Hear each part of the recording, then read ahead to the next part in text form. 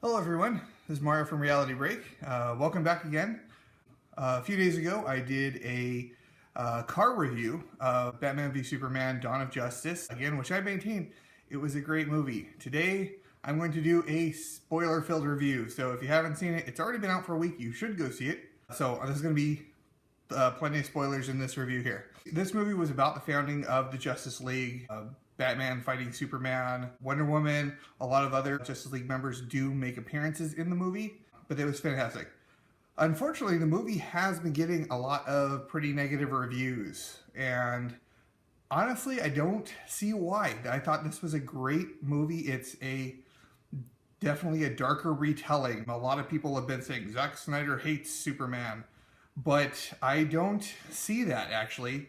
And this movie really proves it. I was one of those people. Superman didn't save anybody. This isn't a bright and shiny beacon of hope Superman. This isn't Christopher Reeve, which was my Superman when I was growing up.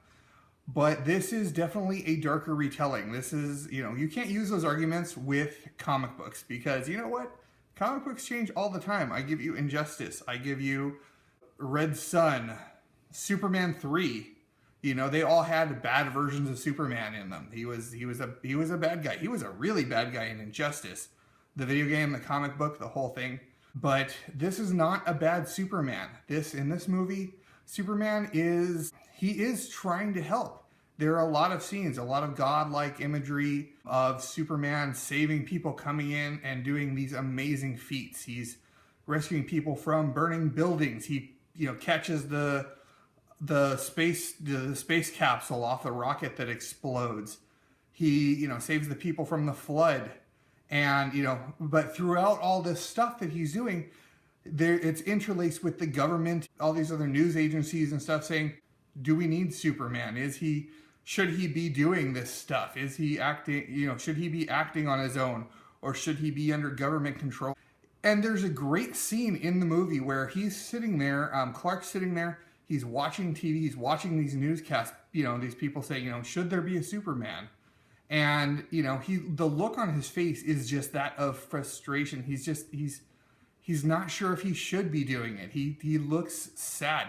And I know, a lot of people have felt that way before. You try your hardest and you do your best to do what you think is the right thing. And then people just shoot you down. And it is frustrating and it's sad. And I thought that brought a really human element to Clark Kent, to Superman. There was another scene where he's standing there with Lois on the balcony of her hotel, and people are like, oh, Superman's mopey. It's like, no, that's just, that's one of those times when, that's a really bad failure. He's going to feel terrible about that. He's not, he's not God. He does make mistakes sometimes, and that was a mistake he made. He even says so, I wasn't looking for a bomb. I was just, I was there. I was trying to be part of the people. So, it shows a lot of this, this frustration that Superman's having, even though he's trying to do his best. He really is. And then at the end of the movie, he gets the spear out, the kryptonite spear, and he's fighting him, and Wonder Woman and Batman are all fighting Doomsday, and and in that last moment there, he's saying goodbye to Lois because he knows, he's like, this is it, I'm done. This kryptonite is going to kill me too, but he has to do it to save the world. And he flies in, doing the whole, Superman charge, and, and he kills Doomsday, and, him and Batman and Wonder Woman all work together. And yes, Superman dies in this movie. And it was a great, well-kept secret. I didn't see it coming. I didn't see it in any of the spoilers. And I avoided reviews before I saw the movie. It was a great surprise. Anyways, that's kind of my take on Superman for the whole thing. Batman in this one, Batman was great. Ben Affleck, he had that grim look. I mean, this was a darker Batman even than, and Batman's pretty dark to start with. So this was a darker Batman. He's been going for 20 years. Alfred is actually one of the better parts of Batman in this movie because honestly, you really think about it, Batman and Alfred is part of Batman. Alfred is kind of like Batman's conscience. The Dark Knight Returns, Michael Caine's Alfred, he even tells Batman, I'm done. Or he tells Bruce Wayne, I'm done. I'm not going to watch you kill yourself. And he leaves. In this one, Jeremy Irons was, again, great as Alfred. He makes these little side quips that they're almost throwaway, but they have a lot of meaning in them. He tells Bruce Wayne, even you got too old to die young. Not for lack of trying, though. He's telling Bruce, you're going too far. He says he says he has that great line that's in the trailer too. It only takes one moment to make a man turn cruel. Batman, he's branding bad guys that he catches, which essentially they make out in the movie is a death mark for these guys in prison. If you have this brand of the bat on you, you're toast. With Alfred, Alfred says, we used to catch criminals, and Bruce is saying, we are criminals. We've always been criminals. You can see it in Ben Affleck. He really plays this older Batman, this older Bruce Wayne really well. He's playing him as he's tired. He's been pulling up weeds in Gotham for the whole time since he's been starting Batman. He was he started being Batman in a garden full of weeds, and every time he pulls one, another one pops up. There's a great scene that shows an old bat suit that says, "The joke's on you, Batman." So that is kind of alluding to the Killing Joke, where Robin dies, and it's really a dark point for Batman. And it really does look like this is the Batman that this has happened after that. And after the whole tragedy of the Battle of Metropolis, where the movie starts off with Bruce Wayne's running back to Wayne Financial Tower, and he's seeing these two Superman and Zod just go at it and destroying the city. It really gives you a real great viewpoint from the ground type view. In Man of Steel, we were right there punching right along with Superman flying through the air at hundreds of miles an hour, knocking over buildings and stuff. But in this one, Bruce is driving through the city. He's trying to get back to Wayne Financial, trying to help save his people and stuff. You get that he's looking there and he's watching Superman and Zod fight, and he's just this look on his face is just like, what is happening? This is it's almost this powerless feeling that he has. And if you really think about it, that's kind of Batman. He's the whole time Bruce Wayne is Batman, he's trying to overcome that powerlessness that he had when he was a little kid and his parents were murdered. Which, of course, this movie does have the obligatory Batman's parents are killed scene in it. So, he's looking, and this is this powerlessness, and this fight with Superman, this obsession with Superman is kind of a culmination of that helplessness that he's feeling. He's looking for this thing called the white. One of the criticisms that people said, he's the world's greatest detective. He should know things. And actually there's one, and you might even miss it if you're not really paying attention, is that he's looking for this thing. He keeps questioning these criminals that he's catching about something called the White Portuguese, which later on you do find out is a ship. And so he keeps telling Alfred, oh, the White Portuguese is a person that is trying to bring a dirty bomb into Gotham. And he's lying to Alfred. And Alfred finally gets it out of him when they find that the White Portuguese is a ship. He gets it out of him. No. Batman already knew. He knows that there's a mineral in there that will hurt Kryptonians. How did he find out? This has apparently all been government classified stuff. There's a small chip of kryptonite that they had found, and we're doing tests on with Zod's body. But Bruce Wayne, he already knew about kryptonite at this point. Again, it's kind of subtle, but it is there. There is more to him than just I'm going to mope around and then punch Superman. Wonder Woman, and she was great. She was actually not in it a whole lot. You do see her. She's at Lex's at a party that Lex is throwing, and she shows up. And there's a little bit of this banter going on between her and Bruce Wayne, Diana Prince and Bruce Wayne. Gal Gadot, she was great. She had that whole mysterious air going on the whole time. And honestly, if it wasn't already all published everywhere, she would have been a great kind of mystery character until she shows up. Boom! Oh my gosh, it's Wonder Woman. You wouldn't know who is this woman who keeps messing with Bruce Wayne. She steals his data drive. She gives it back to him. It'll be in the glove box in your car. So she's pulling some stuff here on Batman that he's like, wait, why is this happening? But they show this. They show the scene with her. They show a scene after Batman decrypts this hard drive with all this data that he stole from LexCorp, and it shows her in 1918 in her old Wonder Woman outfit, And then there's also these other files that are on the rest of the Justice League. Or, well, not the rest of it, but some of the other members of the Justice League. And they are, the cameos are great, but I'll get to that in a second. No, I'm actually going to talk about it right now. So, the other members of the Justice League in this movie, we see the Flash, we see Aquaman, we see Cyborg, and of course Wonder Woman. Bruce Wayne steals some data from LexCorp. In there's an encrypted drive, and so Bruce sits down to decrypt this drive, and he's sitting there, and all of a sudden his vision flashes over to like an alternate reality, and you go, and he gets out of the truck, looking over this great big scene. Metropolis is just destroyed. There's big pillars of fire everywhere. The huge Omega symbol on the ground, which of course alludes to Darkseid or Darkseid. I'm not sure how. I don't know. I've always said it Darkseid. Some people say Darkseid. Anyways, there's this big old Omega symbol there, and then they goes into a fight. He starts fighting these guys, and they're all wearing the helmets and with the Superman S on their shoulder. Creatures come down, fly down, and apparently those are minions of Darkseid also. So at this point, Darkseid's taken over the world. And then Superman comes down. They show a scene where Superman comes down, takes off the cowl, and then he kills Batman. But then Bruce wakes up, and so this scene was very out of place. But then Bruce wakes up, and there's lightning, and there's wind and everything. And you see the Flash. You see him reaching through like a portal of lightning and energy. And of course, this is, the Flash doing his old temporal speedster thing that he does. He's wearing some sort of armor, which is a little interesting. I hope we see a little bit more of that maybe in the later Justice League movies. But he's wearing this armor, and he's like, wait, you have to save her. Lois is the key.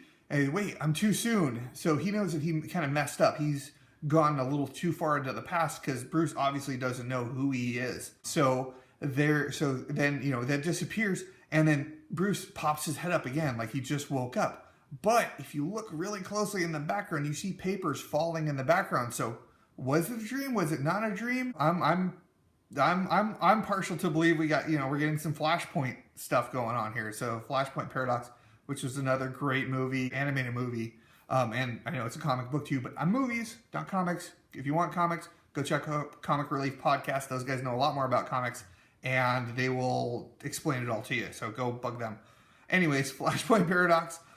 Which actually, another little detail which I thought was awesome is the actor who played Bruce Wayne's father is also the actor who played the comedian. I can't remember his name right off the top of my head right now, but he's a great actor. But if they're doing a Flashpoint Paradox, it would be great because in Flashpoint, the Bruce is actually the one that dies at the hands of the mugger, and in that alleyway, and then Thomas Wayne becomes Batman, and he's just straight up shoot a guy in the face Batman. He don't care. He's carrying guns all over the place, even more than this Batman is. There's another scene later on where we actually get the cameos of the different Justice League members. Wonder Woman's looking at these files that Batman sends, and it's like, look, insert Justice League here. So, there's a scene of the Flash, which is great also. Check this bit out. When he goes, there's a guy robbing a convenience store who's standing there at the cooler pulls out a bottle of milk.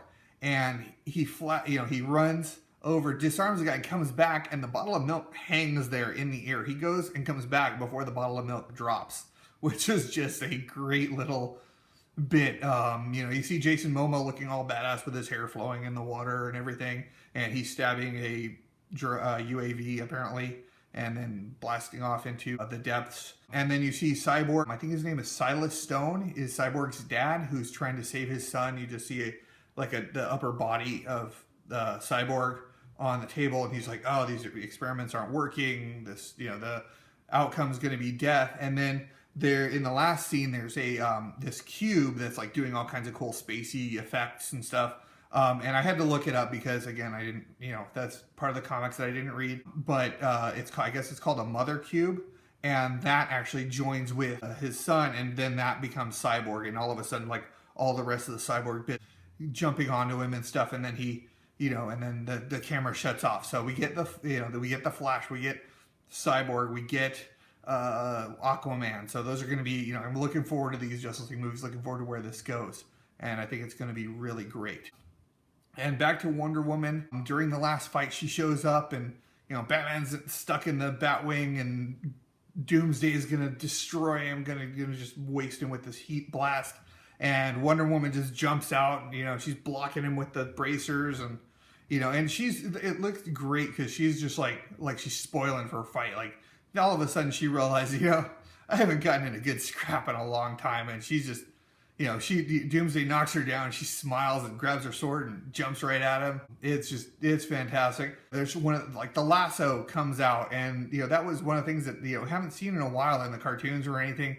But she lassos Doomsday and he's holding her there, just before the end. Anyways, Wonder Woman was great in it, and I'm really looking forward to seeing the Wonder Woman movie. I think she'll be great. I think Gal Gadot will be great in that role. We'll get to see a lot more of her and as Diana Prince and Wonder Woman, and more of an origin story, I guess, that's going to be done with this one.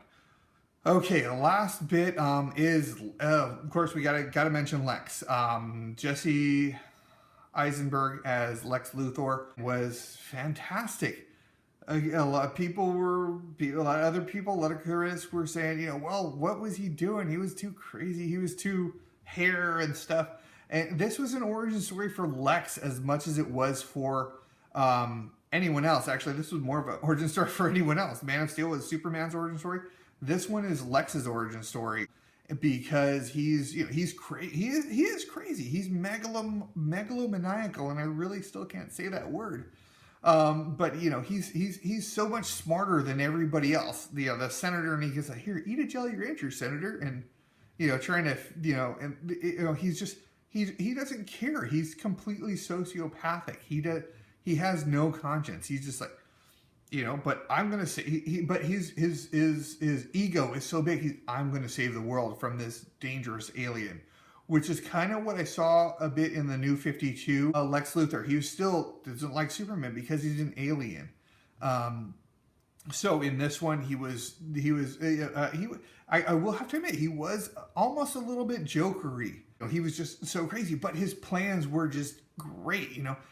Whereas the Joker would just walk up and stab you in the face, Lex, had plans within plans within plans. There were the beginning.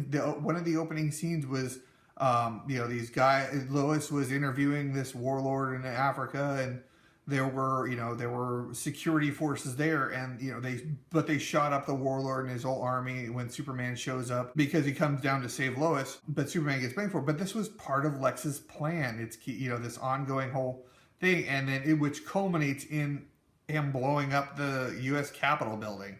Again, this was a plan within a plan within a plan. The same thing. And he's also playing Batman. He's playing both sides of this game here. And, he wants Batman to kill Superman or Superman to kill Batman. He doesn't care. Either way, he wins. He's already playing Bruce Wayne, off of this guy in the wheelchair who was injured in the Battle of Metropolis. Again, which culminates in the Capitol building being destroyed. And that kind of pushes Batman over the edge. Okay, now I gotta take out Superman. So that was, again, he was a little crazy. There's actually a deleted scene that popped up online that shows the villain Steppenwolf, one of Darkseid's lieutenants, and it shows Lex in the pool of water, or the pool of Kryptonian water. It shows Lex in the pool, and he's apparently talking to this guy, and then this big beastie thing, and he disappears. When all the guys show up just before to arrest him after Batman and Superman defeat Doomsday. And I guess that was which actually that would have made a little bit more sense, because then that kind of explains a little bit more of why Lex was a little bit more loony at the end. Because of course in prison they have to shave your head completely bald, which he looked awesome. By the way, bald and, all pissed off Lexi looking. But it would have made a little bit more sense as to why he was a little ding, ding, ding, ding. This is, the bell's been rung. It can't be unrung. He's coming, And that all, again, alludes to Darkseid coming in. This is going to be, that's going to be who our big Justice League bad guy is. So again, I thought he was great. And I liked the ending where Wonder Woman and Batman are talking at Clark Kent's funeral. And, they're saying that the others are going to fight. So this really sets up Batman is Bruce Wayne as Batman is going to be the leader of the Justice League. He's going to be pulling in these other people. It's not Superman. But, you know, I know, well, you know, they have the little bit of dirt rising off the coffin, so Superman will definitely be back, obviously, because it's Superman. You gotta bring Superman back. They killed him in the comics. They couldn't even leave him dead. So, but Batman is going to be the real leading factor of the Justice League, which I think is actually a really good decision, because that leaves the Justice League as the guy who's bringing the Justice League together is not a metahuman. He's just a guy in a bat suit, which, you know, is, I mean, really, that's what Batman is. He's just a guy in a bat suit. But, you know, he's not, it's not Superman. It's not Green Lantern, which is conspicuously absent. Unfortunately, I really like Green Lantern. I hope, please, if they put him in or mention him or something, maybe later. But yeah, it's not a metahuman. It's not a superpowered being. It's Batman. It's a guy who's really smart and really driven. Again, that was a great way to leave off the movie. Overall, the plot was, you know, I thought it was great. It was very dense. There was a lot of stuff going on between the Dark Knight Returns, you know, seeing this older Batman, and between the death of Superman and Superman still trying to find his place, a real struggle that he's dealing with the whole time. That's it. I'll leave it there. Comment if you have any other comments on it. You know, I'd like to hear what other people think about the movie. And if you want to hear about comics and stuff, check out Comic Relief Podcast. They know everything about comics far more than I do. And so I'll mention them because, you know, they're awesome. So thanks. Bye. Subscribe. Leave comments. Maybe let me know if there's another movie I should review or something. That'd be great. Thanks a lot. Bye. Batman and Wonder Woman all work together, you know, and kills Doomsday, and he dies in the process. Yes, and that was actually one of the best kept secrets of the entire. I'm sorry. I'm sorry. It's okay. He was trying to find his place in the world, and then all of a sudden there's this. Oh. Ah! Damn it! Then me too.